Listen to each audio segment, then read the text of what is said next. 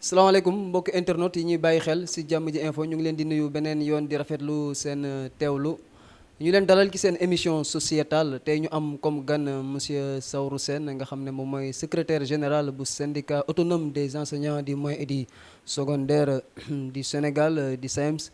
bokk itam ci G7 bi nga xam ne moom moo regroupé les 7 syndicats les plus représentatifs du Sénégal ñu fas yéene waxtaan ak moom ci mbirum actualité bu ñeel wàllum éducation li si mel ni organisation CFE bi BFM bi bac bi ak li si jote xew ak it ak daal bépp ay questions yoo xam ne day laal kon njàng meek jàngale bi fii ci Sénégal monsieur Sène ñu ngi lay nuyu. mais maa ngi lay fay Ndofène di nuyu ñëpp ñi nga xam ne ñu ngi seetaan jàmmi ji fu jàmmi ji FM nuyu jàngalekat yi surtout ñoom souhaiter déjà de bons examens de bons résultats aux élèves du Sénégal. monsieur suñu laaj bu njëkk rek tàmbale nañ examen yi mën nañ ko wax bac anticipé bi jot naa jàll CFE bi def nañ ko tam ci semaine bi ñu génn d'abord organisation boobu li nga xam ne njëkk naa jot a jàll ban jàngat nga si am noo ko gisee. waaw wax ni ci li nga xam ne moo ñu concerné surtout ñun damay fàttali rek dañ nekk un syndicat autonome des enseignants du moyen et secondaire donc ci secteur moyen secondaire la ñu gën di yëngatu maanaam ci wàllu lycée ak collège yi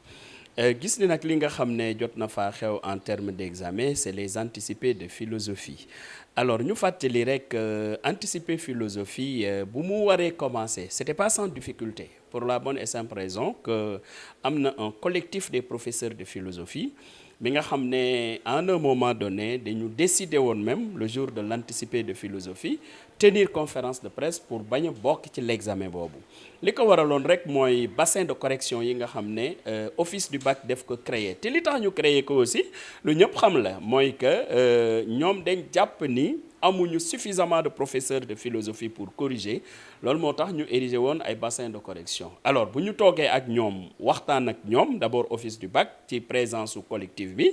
gis nañ ni quand même am na yenn clause yi nga xam ne ñoom ñoo régir les examinateurs il faut que office du bac xool ko lu mel ni professeur contractuel yi ñu ne balaa ngay mën a participer aux examens il faut que nga am 5 ans d'exercice alors que professeur bi dès sa sortie de l'école normale wala buñ ko recruter rek commencé na yore classe de terminale ñu jàpp ni mais 5 ans yooyu dafay bëri ba tax na vraiment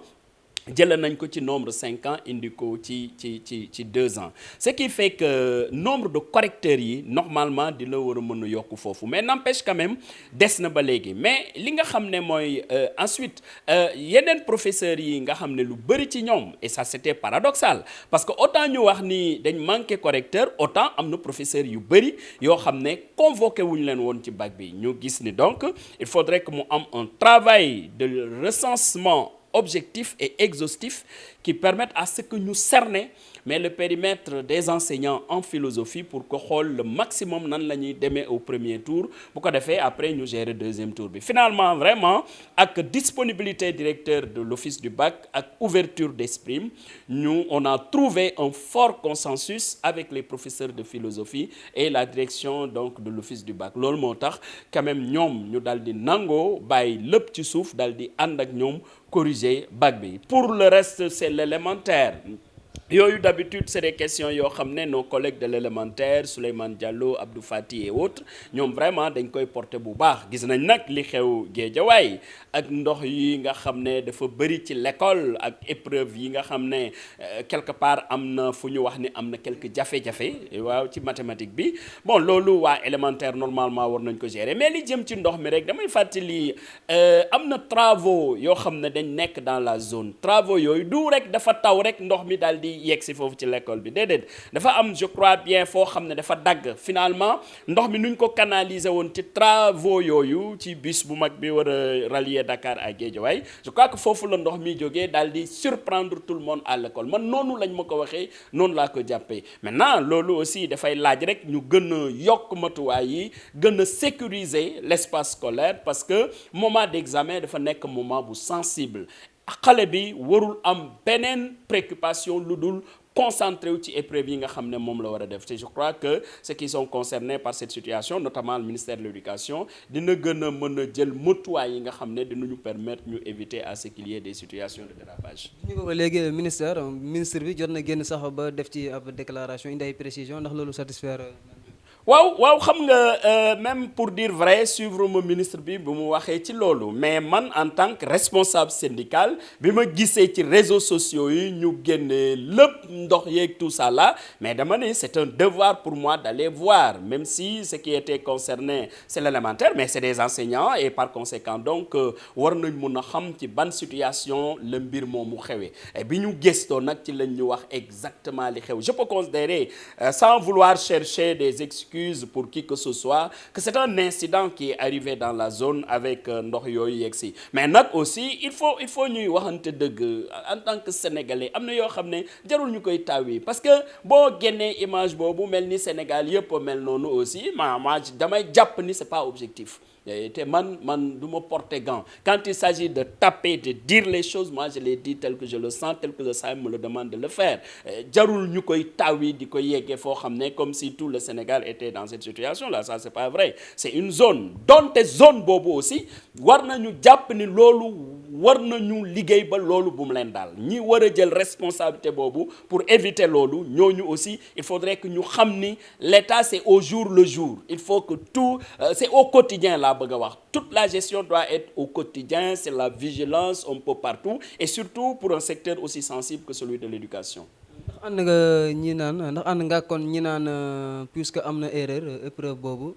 dañ ko war a annuler wala yu demee noonu xool ni ñu koy reprendre ak yu ni mel. ça dépend du niveau de l'erreur gis nga ñi nga xam ne ñoom ñoo nekk suñu collègue élémentaire ñi nga xam ne ñoom ñoo amee mbiru examen de l'élémentaire muy organisation syndicale yi ak direction des examens et concours mais ñoom war nañ mun a apprécier le niveau de la faute si c'est une faute très grave mais naturellement dañu war a reprendre épreuve bi mais bu dee lenn loo xam ne la entamewul aucunement la crédibilité de l'examen te am na nuñ ko corriger mais mën nañ ko corriger mais nag pour dire vrai vraiment non seulement xaw ma faute bi naka la xaw ma fan la te wax dëgg demuma ci parce que am na ñoo xam ne syndicalement parlant ñoom ñoo gën a approprié pour wax ci loolu muy les syndicats de l'élémentaire. bu ñu jógee ci loolu dañuy ñëwaat rek ci organisation bac bi ren dañu bëgg a envoyer résultats yi par SMS élèves yi ban jàngat nga ci am. waaw damay fàttali gis nga mbir bu xewee dañuy laaj d'abord lan moo ko indi parce que nous avons fait le bac plusieurs années plusieurs décennies mais mosuñu wax ni dañuy joxe des résultats par SMS lan moo ko indi mooy mbas mi fi nekk muy pandémie coronavirus bi donc te ñu jàpp ni via l'arrêté du ministère de l'Intérieur que rassemblement yëpp dañ ko war a interdire pour éviter la propagation du virus ñu waxoon aussi au niveau de l'école il faut plus de vigilance davantage de sécurité pour que école bi nekk comme ni ma koy waxee rek dans une parfaite sérénité et dans une parabole de sécurité alors yooyu buñ ko fàtte donte ci examen lañ nekk maintenant direction de l'office du bac bu dee dafa jàpp ni pour éviter ce rassemblement là candidats yi bu ñu composé ba pare buñ leen woowaat ñoom ñëpp ñu regroupé wu pour joxe les résultats ben loolu xel mën na ko nangu maintenant ban solution la jël pour remplacer la proclamation xëy na loolu war na mun a nekk loo xam ne war nañ ci càmbar SMS yi am na efficacité comme am na limite parce que du ñëpp ñoo am téléphone d'abord ça c'est clair ensuite autant mun nañu am possibilité transmettre l'information de façon très rapide en milieu urbain dans certaines zones autant dans d'autres zones mun na jafe parce que d'abord réseau bi il n'est pas stable première chose deuxième chose mais dafa am ñoo xam ne sax téléphone foofu moom mooy loolu te loolu am na ci Sénégal alors ci zone yooyu ban stratégie la office du bac di jël il faut ñun ñu xam ko je crois que dans la stratégie aussi il faudrait que ñu mettre en contribution mais les radios aussi bien au niveau urbain qu'au niveau communautaire parce que am na des radios communautaires yoo xam ne mais bu ñu mënoon def même la proclamation mu jàll directement à la rajo mun na nekk ensuite aussi fenn foo xam ne xëy na mën naa fa apaiser wu mooy que quel que soit le mode de transmission des résultats li wérte woon mooy résultat bac moom dañ koy afficher bu ñu paree mën nañ ko afficher candidats yi individuellement mën nañu jaar xool ñi nga xam ne nag yàlla dafa dogal ñu war a def deuxième tour na centre d'examen yi jël la précaution de les appeler directement pour wax leen ni war ngeen commencer seen deuxième tour à tel jour mais waruñu ko basé wu ci SMS parce que le SMS peut ne pas arriver le moment venu te ñooñu nga xam ne dañu war a jàll deuxième tour te yegguñu ko mun na leen porter préjudice moo tax dans la stratégie de communication il faut non seulement varier la communication mais faire de sorte qu'en tout cas tous ceux qui doivent recevoir une information ñu mën ko recevoir. waaw am na solo. gannaaw tey bi nga xamee ne yi weesu par exemple les quelques erreurs yi nga xam ne noté nañ ko ci organisation bi muy entrée en sixième bi muy itam bac bi nga xam ne ci côté correction ak yooyu soulevé nga ko nan lañ mën a def kon tey ba nga xam ne yii ñu jëm muy ci kanam duñ ci soulevé waat erreur yu mel noonu. waaw xam nga à quelque chose malheureux bon xëy na xew na au niveau de l'élémentaire mais loolu mooy woon ni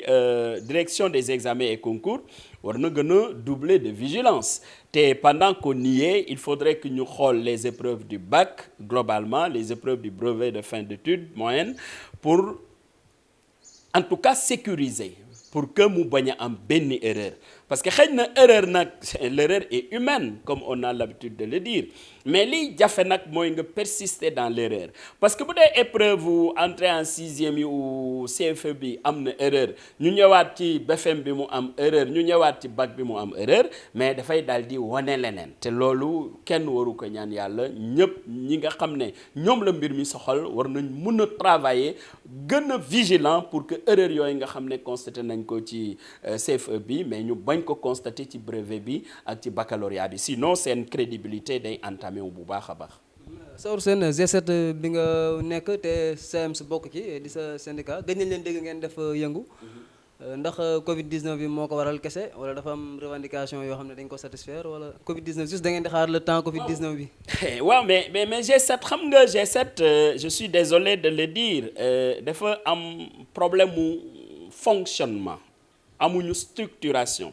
te def doon jaadu ñu structuré wu wax ni de telle période à telle période tel syndicat mooy coordonné nga xam ne li xew rek kooku dina war a gën a dal di woo ñëpp ñu toog waxtaan ci jël décision loolu dama jàppoon ci organisation yoo xam ne yu 7 organisation la ñu war a ànd ensemble dafay laaj ñu joxante confiance am kenn ku jiitu pour un moment donné kooku bu paree keneen jiitu day tax lépp li xew rek ñu mën ko gérer au quotidien mën ko gérer au jour le jour mais loolu quand même def ci xaw a sooxe mais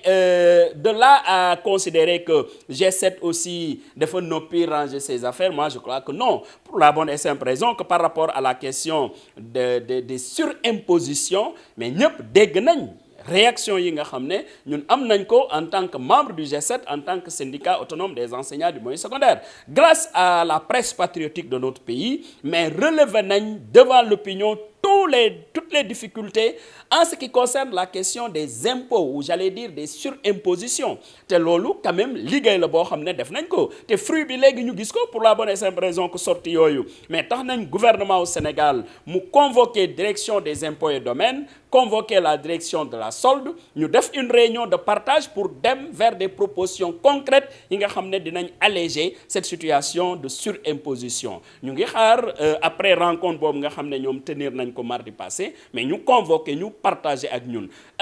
wax aussi que sans tambour ni trompette réglé nañ la question de la reprise de la formation au niveau du CNEPS de Thiès notamment avec le ministère de l'éducation te loolu du woon coow lu bëri la ci jur ak yeneen question yoo xam ne ñu ngi koy jël en charge au quotidien xam nga situation syndicale bi tey dafa am lenn loo xam ne daf ci nekk lu bees la mais lu ñu nangu la parce que ñëppay communiquer aussi bien dans la télé la radio les réseaux sociaux mais li ci difficile nag mooy dafa am ñoo xam ne moom dañoo ndeyale seen bopp rajo ak télé di wax bët bu set génn bu ñoree ñu wax bu ñorul ñu wax te loolu nag dama jàpp ni comme wolof nu mu koy waxee rek ku miin sa xuloo yàpp la te dafay am yoo xam ne dafa am lu ñu fàtte gis nga le secteur de l'éducation def di un secteur transversal boo xam ne plusieurs familles d'acteurs ñoo ci nekk muy les enseignants les parents d'élèves les élèves le gouvernement du Sénégal l'opinion la communauté chacune de ces familles mais dafa am rôle boo xam ne am na ko chacun de ces acteurs dafay am situation boo xam ne bu yeggee rek il y a une personne indiquée pour en parler. Il y a une autre remarque et je porte pas de gants pour le dire dans le secteur de l'éducation malheureusement nous sommes dans un secteur très politisé ñu wax ko ñu bañ ko wax et alors loolu dafay déteindre aussi sur les comportements des uns et des autres ñun nag en tant qu'organisation syndicale dañ war a am un esprit de discernement un esprit mais tout à fait serein mais tout à fait responsable mais tout à fait engagé. Waruñu confondre la bonne graine de l'ivraie et ceux qui le matin font la politique le syndicalisme le soir font la politique ñooñu aussi il faut ñu identifier leen xam ni ñun de en tout cas moi je le dis à haute et intelligible voix je ne suis avec aucun gouvernement mais je ne suis contre aucun gouvernement je suis dans le secteur de l'éducation portant les préoccupations des enseignants et de ce point de vue lépp li nga xam ne war nañ ko xeex pour jàngalekat yi mais dama koy def parce que c'est cela qui est à l'origine de mon élection à la tête du syndicat. Monsieur Saourou Sène lan mooy nekk sa kàddu gu mujj tey ci suñu émission sociétale bi. waaw di leen jaajëfal di wax ni rek attention bu ñu fàtte lenn gis nga l'année 2020 G7 def ko commencé ci xeex te ñu bëri dañ ko fàtte. def nañ marche à Dakar dem def marche à Thiès waroon engager d'autres plans d'action li taxoon nag ñuy xeex ñaari question la première question bi mu ngi relever ci li nga xam ne mooy le restant dans notre protocole d'accord qui n'est pas matérialisé le deuxième élément mooy les questions de bonne gouvernance ces impôts ces lenteurs administratives ces mises en position de stage les résultats qu'on réclame à la FASTEF qui sont concernés par la formation à distance entre autres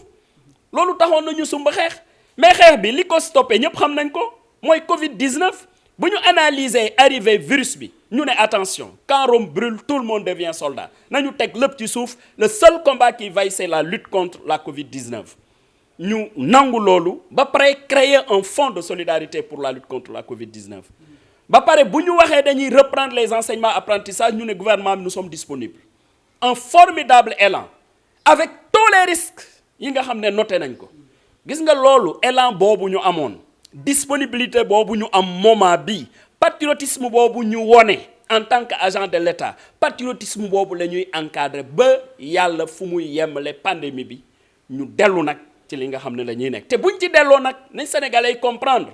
que attention jàngalekat yi ils méritent la reconnaissance du peuple